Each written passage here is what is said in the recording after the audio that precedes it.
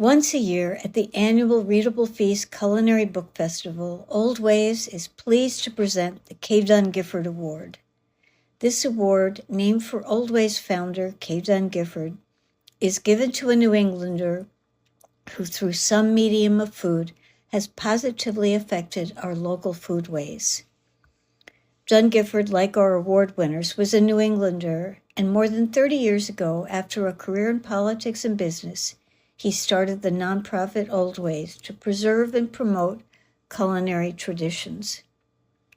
He founded Oldways with a vision for the future, that people, societies, and the planet will be healthier, happier, and more sustainable by embracing the old ways of food, cultural food traditions, the idea that a sensible update of the literal old ways will lead to better health for people and for the planet. The work that he started continues today. Our website is oldwayspt.org. This year, the winner of the K. Gifford Local Hero Award is Chef Jasper White. Many thanks to the Good Life Productions for almost all of the photographs. They came from a beautiful video created for a celebration of Jasper's life in October. A few others are credited to the Boston Globe and from Friends of Jasper's and from Dunn's son, Porter Gifford. With thanks to the New York Times, the Boston Globe, Eater, and John Mariani writing in Forbes, here's a snapshot of Jasper White, a chef who made a huge difference in New England foodways and in the lives of many, and sadly left us in May 2024, much, much too early. To start noting his importance, here are a selection of headlines about Jasper White from this past May. The New York Times, Jasper White, chef who lifted New England cuisine. The Boston Globe, Jasper White, inventive chef who helped put Boston on the culinary map. Eater, Jasper White, Boston culinary legend, had an enormous impact on the city's dining scene. And from Forbes, Jasper White, the godfather of New England cuisine. But to start at the beginning, Jasper White grew up in New Jersey in a home where the daily menu seemed certain to chart his route from childhood to kitchens, restaurants, and a lasting impact. I came from one of those food families, he told the Boston Globe in 1989. We ate everything, including snails, mussels, and all kinds of smoked fish. My grandmother was Italian, and she would sit and talk to me for hours about food. She had a huge garden, and everything was always fresh. She was my inspiration. With plenty of experience under his belt, Jasper attended the Culinary Institute of America and received a bachelor's degree in 1976, one of the first classes to graduate after the school is accredited. After graduation, as described by John Mariani in Forbes, Jasper cooked his way around America in traditional kitchens, country club jobs he called them.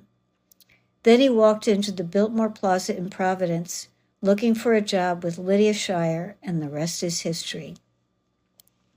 American chefs were just beginning to express their pride in local regional ingredients and diverse cooking traditions that led to the new American food revolution. With Lydia, Jasper ran the kitchens of the Copley Plaza, the Parker House, and the Bostonian hotels, and the two became New England's leaders in the new American food movement as it took hold in the 1980s. Plenty of other chefs joined them or were mentored by them: Gordon Hammersley, Jody Adams, Chris Lessinger, Todd English, among many others. In 1983, he opened his award-winning restaurant, Jasper, and went on to run the restaurant successfully for the next 12 years. He was hailed as one of the chefs defining new American cuisine nationally, according to former Globe restaurant critic Allison Arnett, and he won a James Beard Award for Best Chef Northeast in 1991, the first year the award was given.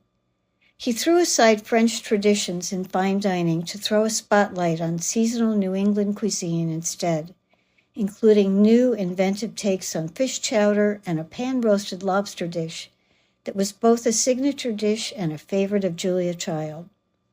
Until Jasper's, It was hard to find an elegant fish-centric restaurant in town, Gordon Hammersley told the Globe. Jasper White's food was very simple and very elegant. In 1995, facing the obstacle of the big dig, he closed Jasper's, wrote the first of his 4 books, took some time off, and did some consulting with Legal Seafood.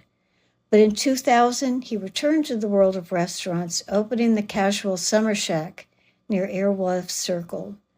The New York Times wrote, enduringly popular, the Summer Shack spawned branches in Boston's Back Bay and at the Mohegan Sun Casino. In 2017, Jasper sold the business and retired. He took to the water, pulling cages of oysters from Island Creek's beds in Duxbury Bay 3 days a week. He supported New England's seafood industry in every possible way, even when nobody could see it. His impacts, his cooking, his mentorships, the way he treated people are ongoing. You need only to hear from his colleagues. From Gordon Hammersley, Jasper was so crucial to America's renaissance in the kitchen that everyone who came after him is benefiting from what he did years ago. From Chris Schlesinger, many of us saw Jasper as a model of how to treat folks on the way up and how to be in this profession with humor, fellowship, and kindness. Lydia Shire, his friend and colleague for more than 40 years. I would need to write a 1,000-page book about my love for that man. He has truly been my best friend since the day he walked into the Biltmore Plaza in Providence, looking for a job in the late 70s. Jasper is smart. I always go to him for advice. Over the years, we've helped each other through trying times. We love the same foods, and we both love football so much. Jasper, we celebrate you. Sadly, after you left us way too early, just like Dunn, and just like Dunn, who admired you greatly, you were larger than life. Dunn believed that each of us can make a difference. Jasper, you certainly made a huge difference for many. If Dunn were here, he'd be applauding you the loudest. We all join him and say thank you. We miss you.